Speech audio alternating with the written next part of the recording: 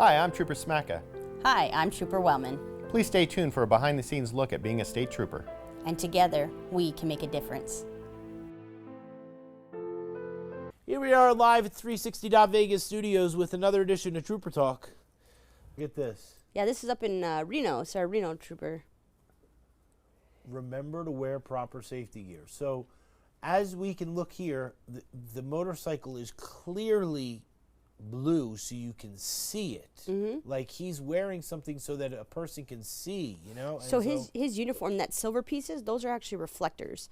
So if it was dark or someone's headlights were to reflect off him, you would see him because it would reflect off him because that uniform is made specifically for that. And the reason the whole shirt is not a reflector or bright neon yellow or something like that, I believe Henderson wears neon yellow, it's for visibility, but we also want to find a happy medium in our agency because of officer safety. If we're walking up on a vehicle, you know, we practice certain patrol procedures when we're walking up on a vehicle to not give away our position, especially at nighttime. We put our spotlights on the car specific ways to almost so that when we come up, it's not to startle you, but it's just so we can kind of get the position of advantage to see what's inside the car before we approach. Or if somebody was sitting there with a firearm, God forbid, you know, we could see that before we get there. So sometimes with the reflector uniforms, we want to do a happy medium so that way it doesn't give away our position too much, like our, you know, it's for tactical reasons. But if we're out there directing traffic or anything like that, we always have our yellow vests on with our reflectors so that people can see us, and the same thing for their shirts. And do they get the take-home motorcycle? Absolutely. So maybe somebody drives a motorcycle, which we don't really ever talk about, and they want to, you know, be a trooper. Yeah. You know what I'm saying? Like maybe their passion is not to be in four wheels. Yeah, we right? have people, you know, sometimes it's actually hard to find people to ride our motorcycles just because, you know, you're dealing with the weather. But then there's people that love the bike, right? And there's so much freedom, and they love riding on the bike. And they have the option of, like, if it's raining or something, they can take out a car for the day if they don't want to take their bike for safety. But man, the motor squad is their own. I feel like it's their own. It's their own little thing, right? It's their own little world. Like Yeah. they have their own traditions. They have their own. They go to competitions. They do all kinds of different techniques, training. It's really cool to be on the motor squad, and they definitely are proud to say they're on the motor squad because it's hard work to get on that squad. You have to go to motor school and everything. Yeah. So and probably different techniques of maybe walking up on a car you pulled over and stuff like that. You only have one headlight and all that stuff. yeah, right? they even go during their motor school and that they go to the range and they practice if their bike goes down, how to shoot from like down prone positions. They have to go to the track and ride on the track when it's wet, so they learn how to ride in wet conditions. I mean, they do everything to set you up for success, so that you feel comfortable on that bike. And we used to have the Harleys, but we've now transitioned out of all those, and we have the BMWs, and this is one of our blue ones, but we're slowly transitioning to the silver ones right now because we changed our fleet we are the silver state, and that's why we changed all our cars to silver. But instead of just getting rid of all of them or selling them, we're transitioning out of them. yeah, so we ride them or we drive the cars until they're mileaged out. I'm trying to say mileaged out. right. So Very cool. It's and who's the sergeant for that? Sergeant Chakowski. Yeah. Gotta give a shout out to him. You know what I'm saying? All right, look at this. So I got this text. Oh, Baracek totally sent you this. I know it. Because I didn't send you this. What is the deal with this? Okay, so obviously every year, for the most part, especially when our boys are in the playoffs, Right. we always put their logo on our hoods. Right. Sergeant Baracek was the one who started that. And then slowly some other agencies have now have incorporated that as well on their Right. patrol I agree with that, vehicles. right. Because it's a great way to connect with our community members as well as to show our support for the team, right? Like we're all one, we're rooting for them. We want this Stanley Cup. But also, it's just a great way to get out there, and we pull the cars up in front of T-Mobile Arena, like the Toshiba Plaza, and it's a great opportunity for people to come up and take pictures with our cars, talk with us.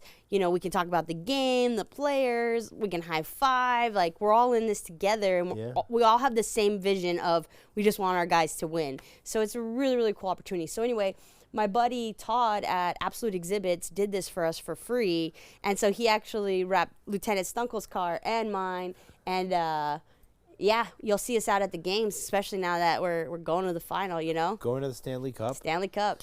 And you know, we always talk about it, but you know, the thing is that you do these type of things not for extra pay, right?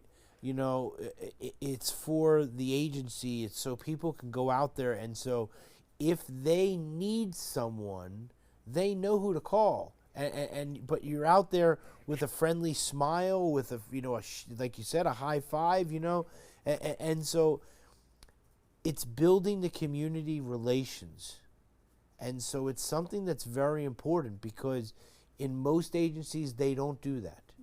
And so, you know, when it comes to the Nevada State Police, it's very important, you know, to do these type of things and to show this. And so I just think it's fantastic. You know what I mean? And you know what's really cool about this one was just driving around our parking lot at our station. Not only is it good morale for the community and uplifts us when we bring out the cars and interact with them, but just driving around the station, some of the most disgruntled troopers I've ever met, right? That are just salty and they just need to retire. They saw the car and they were like, that's really cool. Or like, oh my gosh, that looks awesome. Like, I want to drive that car around. And it was like they kind of got excited and a spark lit in them. And I was like, oh, like, wow, it had an impact to build morale for not only the community, but our agency as well. And it was really, really cool to watch because, you know, we were the only agency that also put the Aces logo on our car when they won the championship, and we were in the parade, and it was a great way to connect with our community. So this is just a tradition that I've tried really hard to continue on because Sergeant Boracek started it, and it was a great idea. And, yeah, it's important for us to – and then, you know, I remember Asia on Asia Wilson?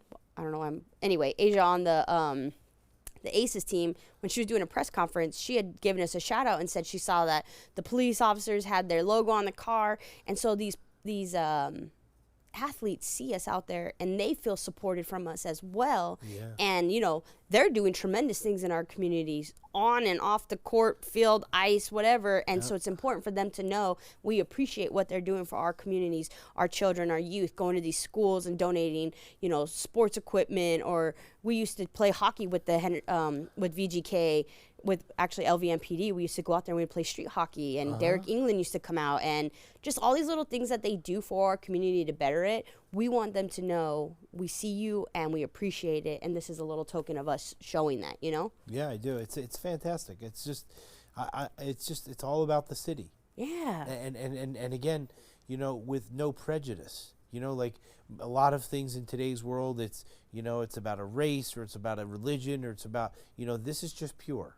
This is just about the fact of supporting our city so that our hockey team can just win the Stanley Cup. Like, it's cool. It's just, you know what I mean? It's Vegas strong. And really, when it originated, you know, it was right after 10-1, right after Route 91. And that really brought our community, like, they uplifted our community. You know, we were broken after Route 91. And who'd have thought hockey in Las Vegas in the desert would be so successful? And I tell you what, that team literally lifted us up from the ashes and gave everybody a reason to go outdoors again and want to come together and celebrate something and something to look forward to, because everybody was so broken from that tragedy. And I still remember the photos of Sergeant Boracek, like, sitting on his car on the hood, and like him and Sergeant Smacker were out there and like just cheering, all the cheerleaders, everything. Like, it was so amazing to see that. Yeah. And that, it, you know, the beauty in the tragedy. That was the beauty in the tragedy. And so that's why it's important for them to know that we're still here. We still see you. Like, we still appreciate what you do. Yeah, and you're continuing the tradition. Yeah. Which I love too. You know what I'm saying? I think I have a picture of that because he used to come to the store with it's that like one. his favorite. Yeah, I think I still do. All right. Nevada State Police Asian American Pacific Islander sworn and professional staff. So we love all races. And we recognize the Black History Month, right? And so we want to recognize them. They deserve it, and we appreciate everything that they do, right? I think we're all unique in our own way, and part of a culture and ethnicity and stuff is what makes us connect. For one, so they connect as a community because they're all Asian American, Asian American Pacific Islander, but also it shows the diversity within our agency, and that that's what makes our agency so special, is because we are all different. We all come from different races, different backgrounds, different ethnicities, but because we all have one goal in mind, and that's to protect and serve the great state of Nevada. And so we're one family, and it's very special to be a part of. And I love everybody in this photo. It's so sweet. I love it. And then if you look right here, this is Kim Yoko Smith. This is the director's PIO. This is who I always talk about. Yes, and Kim. She's so humble, and she never lets me put any photos up of her. And so she finally let us put a photo, and I tell you all the time, I can't do this spot without her. And so huge shout out to Kim. And she actually put this collage together. And I love the pride that Asian American Pacific Islanders have. Like their Islander pride and stuff is just so contagious, and it's like I wish I was actually part of their culture. Maybe you could be adopted there, right? Hey. When we did the TV thing, when we did the newspaper, we kept going back and forth, and so one of the fears was that when we did the newspaper ad, this one right here. By the way, I had the vice president of the Review Journal here. We had a meeting the other day. Chase, fantastic, super nice guy. Was very excited. This ad, awesome. you know what I mean. So in case anybody didn't get it, well, that's your fault. And now these are collector items. Yeah. But we kept going back and forth, and it was like, simple things or to do or whatever. And so fantastic. She was fantastic to work with. And so she definitely, she's the middle party to our chief and our director. She's the voice of reason. And, she's the one who organizes it all to present it so that we do get approval. So I was so grateful for Kim all the time. Fantastic. Give a big shout out, Johnny. You can zoom in on her or something. Nevada State Police recruitment officers hold physical fitness test and written tests. Yep, it's our Northern Command. To be in Nevada State Police and to be a trooper, you have to obviously be agile because you deal with bad people sometimes. You know what I mean? And so you have certain physical requirements that you need to do, as well as written mental tests and stuff like that. Would that be fair to say? Absolutely. Like it's just like the military, right? You have to be able to perform a physical fitness test in order to be considered for the position. And so when someone wants to become a trooper for Nevada State Police, they get the take-home car, right? And they get the family aspect of something that maybe a larger agency is not able to provide because there's a lot more people. Whereas, when it comes to the Nevada State Police and you go to the Southern Command, it's the same group of people that you see on a regular basis. Would that be fair? Yeah, absolutely. You have potential, and even though we're statewide, so we are very large, you still have potential to know every single person within this agency, and that's from not only Highway Patrol, but Parole and Probation, Capitol Police, the Governor's Detail. I mean, every division within our entire Department of Public Safety, you have the potential to know almost every person. And I think that's very special because we are not huge, but we're not small by any means. And we're like a nice happy medium. And that's what I love about about the Department of Public Safety, Nevada State Police. Yeah, and when we had the deputy chief on here, and they were talking, and they were talking about the parole and probation, and you could see the passion that they still have for the job to make sure that people are safe, and so it's nice to know. And every time we go there, and when we went there for the captain's promotion, the major came over, and he's very busy. You know what I'm saying? Yeah. But he always stops. You know what I'm saying? Always Major says Honey's the hello. best. You know what I mean? And so you see, I always express it, but you see that from the leadership at the top coming down, and so it's very Could you special. imagine if our leadership wasn't motivated and wasn't excited to be there and was disgruntled? That would be a direct reflect on us, and that's why it's important. And I'm grateful that my command is all bubbly and happy, and any idea, knock on wood, I've presented to my command while in this role, I cannot express my gratitude enough. I don't know if they've ever shot down any of my ideas, honestly. I've come to them and be like, hey, I want to do this project, or hey, I want to go wrap the car, and they're just like, okay, go ahead, do it. And they trust me, and they see the vision that I have, and they support me. And I don't know if you get that at every agency, and that's what I love about my agency. And it's not just here in the South, it's in the North, it's in the East, like, we're statewide, and I just feel very blessed and grateful to work for this department. Yeah. I always say it, and that's why I think that you're doing a fantastic job, because all the time you keep trying and you keep doing these different things, and it shows. And so, like, I sent you the text and you said, oh, people recognize what I do. I'm telling you, people recognize what you do, and that's what makes it so special, and that's what I love about the Trooper Talk. Thanks. Yeah. You know what I mean? For example, like, if you remember last year, the trunk or treat, and I came to you and I was like, I have no idea how big this is going to be. We've never done a trunk or treat before, ever, in Nevada State Police history, and I wanted to change that. And so I went to you and a couple people for some candy donations, which, by the way, thank you again so much, because that was amazing. Yeah. And we didn't know. I asked our department, like, internally, hey, if you're going to come, can you RSVP, just kind of get an idea? And I maybe got like 10, so I was like, this might be a bust. Oh my goodness. We had thousands of people show up. We guessed that there was maybe 3,000 to 4,000 people that came with their children.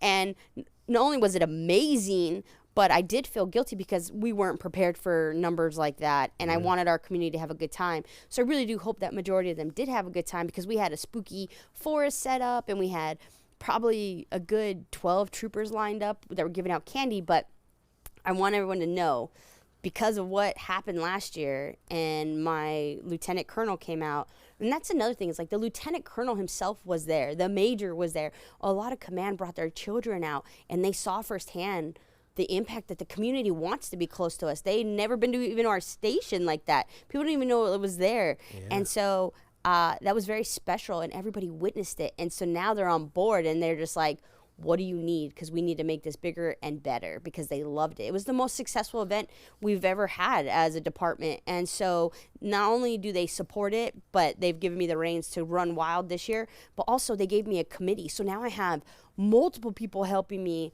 make this successful, so we can make it better and let our community come have a good time and connect with us. So it's just all about support, I think, and I feel very supported within my agency, and I'm very grateful for that. Yeah, and I think it's fantastic. You know what I'm saying? And we love to be a part of everything that happens, and so it's fantastic. You know what I mean? Okay.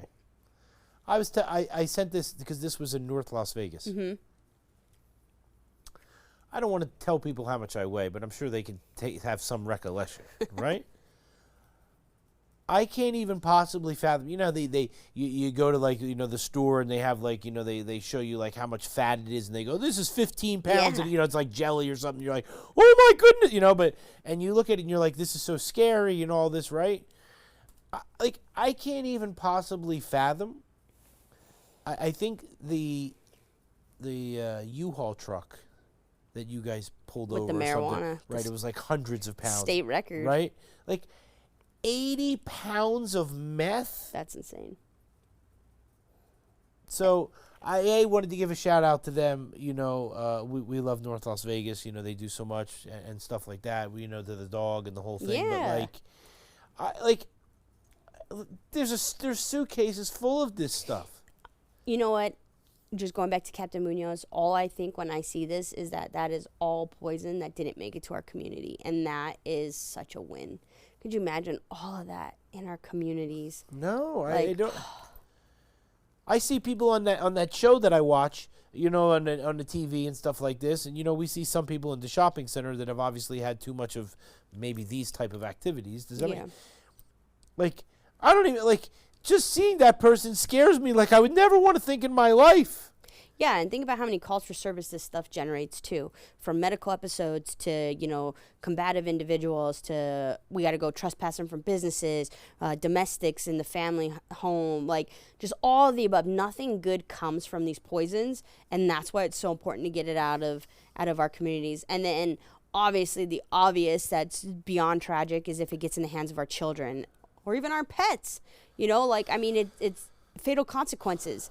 And if you're an adult, it's one thing, right? You're entitled to your own choices. Granted, this is illegal, but a child, they're innocent and they don't even know what that is. So how dare you put that in their in their life or in the ability for them to even get in contact with it?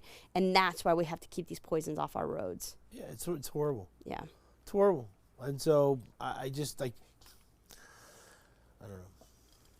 So good job. A quarter of my body weight is it methamphetamine? Like think of it like Thanksgiving and people eat like a 25-pound turkey, right? Like that's 3 turkeys, almost. It's unbelievable. And like you said with the poison, to think how many people would. There is definitively one person who would die from at least. You know what I mean? And so they saved at least one life. person's That's a life. great point. You know what I mean? Absolutely. And so I'm sure hundreds or whatever, you know what I mean? But I don't know. Got to get that stuff off the streets here. 0 fatalities. We love them, right? Yes. Speeding is victimless crime. Speeding accounts for nearly 1/3 of all traffic deaths. So if you're doing 110 or you're doing 65, the person is coming towards you in a faster way at 110. And so if there's a problem with the person you're approaching because you're going so fast that you need to make a lane change or whatever, it's totally different at 110 versus 65. Absolutely. It comes down to your reaction time as well as the ability to stop. If you are increasing your miles per hour, you're not going to be able to stop as quick, right? It's just physics. Yeah. So maybe if you're going at 65 miles an hour and you abruptly apply your brakes, maybe you can stop in, 5 seconds versus you're going 110. Now you're looking at maybe 15 seconds to complete stop, if not longer. Those are just random numbers. I'm guessing. Of course. It's not legit. Of course. But that's the difference is time and reaction time. And sometimes time could cost you your life. So why even speed? Our top 2 contributing factors for our fatalities in Nevada are speed and impairment. And both are a choice. Isn't that crazy? Like both could be fully prevented by a choice to slow down or a choice not to get behind the wheel impaired. And those are our top 2 leading causes for our fatalities. As of April, we had 107 deaths in Nevada alone. That's not even the numbers including May. We had quite a few fatalities in May that I'm going to be pushing out because we saw an increase, and we need to figure out why we had an increase because that's not okay. Is it staffing? Is it us? Is it our community members because our population's going up? Is it so people aren't, are being less responsible? Is it we need to figure out what's going on because we cannot have more fatalities. That's our ultimate goal, is to keep Nevada safe and prevent fatalities from happening. And we partner with, third-party companies like 0 Fatalities to get these images and graphics and slogans out there to promote traffic safety. And it's like, what else can we do? I sit here with you every single week to promote traffic safety. So when is it going to click to some people to slow down or to not drive impaired? Because one life lost is too many, and it's got to stop. I understand there's medical episodes or that's about it. That's the only thing I understand is medical episodes, because majority of everything else is all preventable. Every time I roll up on a crash, there's a reason why it occurred, right? We weren't paying full attention. We were messing with the radio. We were on our cell phone. I fell asleep. I was eating, I was speeding, I made an unsafe lane change, I didn't make sure it was clear, I was rushing to get to my destination, so I made this quick, I was driving reckless, I drove impaired. There's always a reason, and it could have all been prevented if you just took an extra second to think about it. And I think that's what's frustrating, is like all these lives that have been lost, 107, they could have probably all still been here today. And the last thing I'd say is something as simple as a seatbelt. I don't know off the top of my head how many we have right now, but so many lives would still be here today if they would have just put their seatbelt on. Something so simple. And it's frustrating because I see the families, I see them hurt after we go on these fatalities, and it doesn't need to be happening. Yeah, and that it's a great point, because you see the families, right? So, when we look at that, for someone makes a choice, and whatever that choice is, but if something happens, you are the one that has to talk to them, to console someone maybe that you've met or maybe that you've never met, to tell them that someone has passed or is not here on the planet anymore because they made a choice to do one of these things. And again, we're not talking about the medical episodes. We hope no one, that's not something that you can control. Right. Right.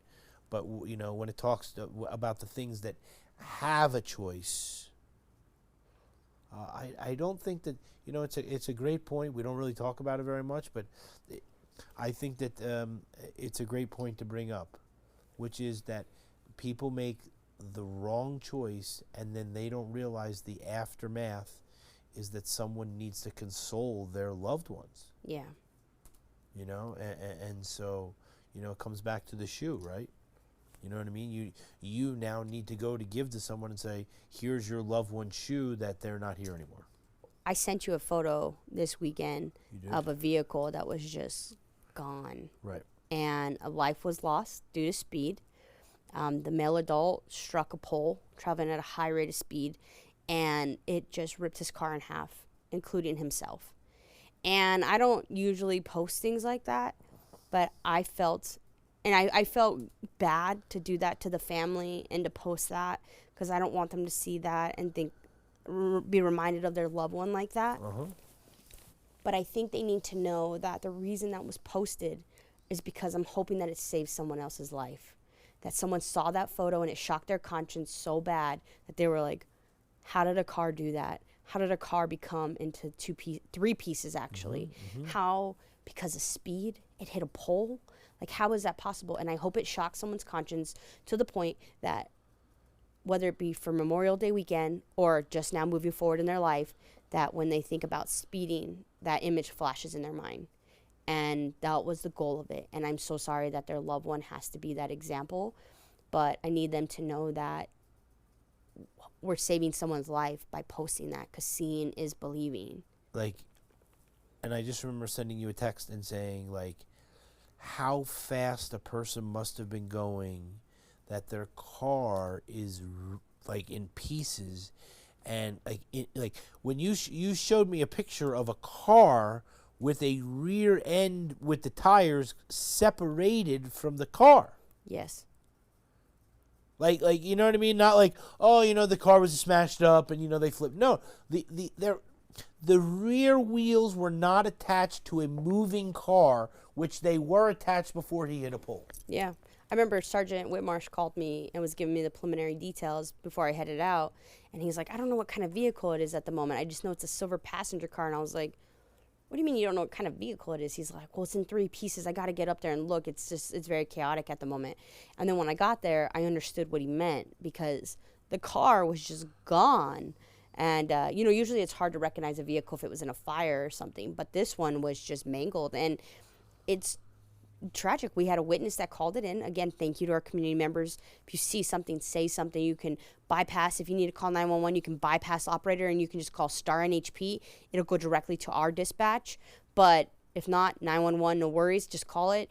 Let us know what you're seeing. We'll get a trooper en route, which is what happened. We had troopers en route because this community member did call and explain the vehicle was traveling in a reckless manner, high rate of speed. The vehicle actually overtook the reporting party and passed them, took the Jones off ramp, where then they struck the pole. And now imagine that community member that just witnessed that. They were trying to do the right thing and call it in because they suspected maybe impairment, or hey, this car is a danger to the public, like we need to get it stopped, right? And they're doing everything right. And this isn't the right word, but luckily that vehicle did not hurt anyone else except themselves. Right. And granted, a life was lost, so that's not the right word. I'm not trying to disrespect the deceased, but it just could have been somebody else's life could have been lost because of that individual's actions. Right, and maybe it's not the right terminology, but thank goodness to the fact that not that one life shouldn't be lost, but at least no other lives were lost along with that. This was a personal choice personal by that choice, individual, and I'm grateful we didn't have any other victims. Right, other victims. You know? Yeah, 100%. Unbelievable, though. Yeah. Speeding violation, passing in school zones, U-turns, child seatbelt violations, no registration. I was driving the other day. I saw one of those fake Nevada license plates on a car. Fake?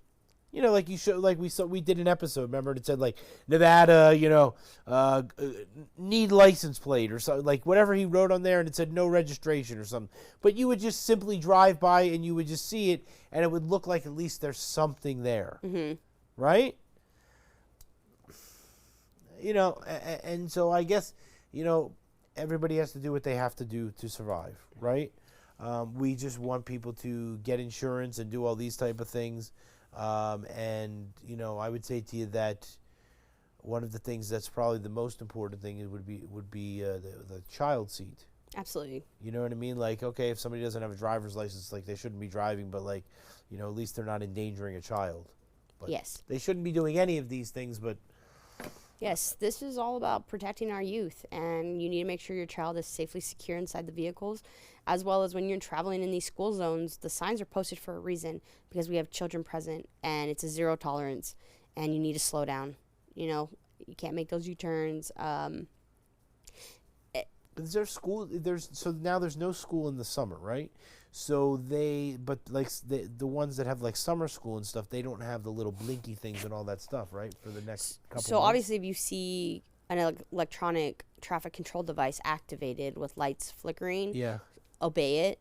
In regards to the school zones, that would be a question for the Clark County School District because I don't want to give wrong information. Yeah. We need to get Sergeant Campbell in here. Yeah. And to bring that motorcycle in here again. You know what I'm saying? We just want the motoring public to be safe. You know what I'm saying? I can't believe that guy has hard glasses on.